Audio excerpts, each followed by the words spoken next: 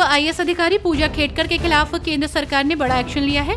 गौरतलब है कि ट्रेनी अधिकारी रहते गाड़ी में लाल नीली बत्ती लगाने की मांग के बाद चर्चा में आई पूजा खेडकर पर फर्जी सर्टिफिकेट बनवाकर अनुचित तरीके से यूपीएससी में चयन पाने का आरोप लगा है। इससे पहले यूपीएससी ने उनकी उम्मीदवारी रद्द करने का फैसला किया था। भारतीय कुश्ती संघ के पूर्व अध्यक्ष ब्रजभूषण शरण सिंह ने बजरंग पूनिया पर निशाना साधते हुए उन्हें जूनियर खिलाड़ियों के लिए खलनायक बताया।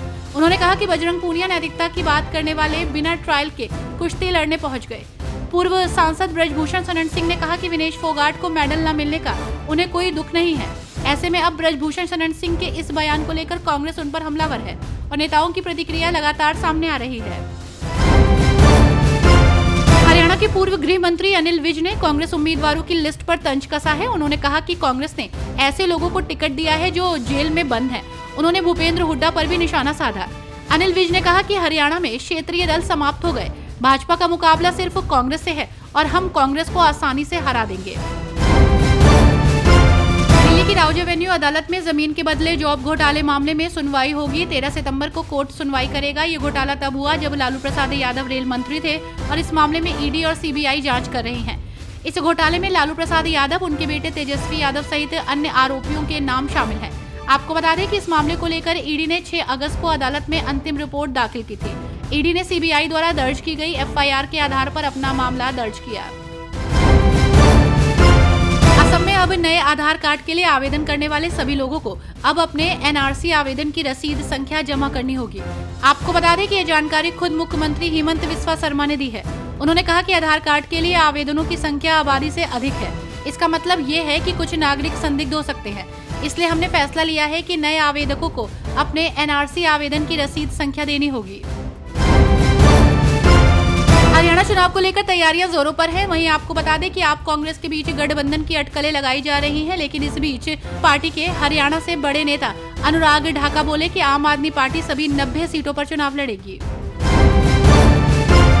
उमर अब्दुल्ला के बयान पर केंद्रीय मंत्री नित्यानंद राय ने कहा कि उमर अब्दुल्ला का बयान आपत्तिजनक और भारत विरोधी है। इसकी जितनी निंदा की जाए वो कम है। अफजल गुरु और याकूब जैसे आतंकवादियों के पक्ष में बोलना देश विरोधी है। कांग्रेस ऐसे देश विरोधी बयानों के साथ है। इसे देश और कश्मीर बर्दाश्त नहीं करेगा।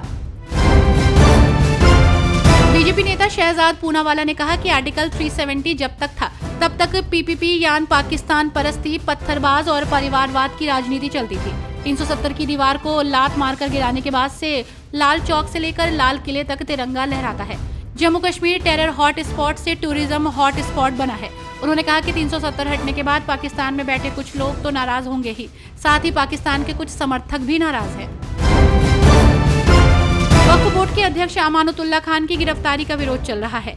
इस बीच पूर्व उप मुख्यमंत्री मनीष सिसोदिया ने ट्वीट कर गिरफ्तारी का विरोध किया। उन्होंने इस संदेश में बीजेपी पर जमकर निशाना साधा। उन्होंने लिखा, बीजेपी साम दाम और दंड भेद की राजनीति कर रही है। इसके लिए वो हर हथकंडे को अपना रही है। इसके शिकार मुख्यमंत्री अरविंद केजरीवाल, संजय सिंह समेत अन्य आप नेता हो चुके हैं।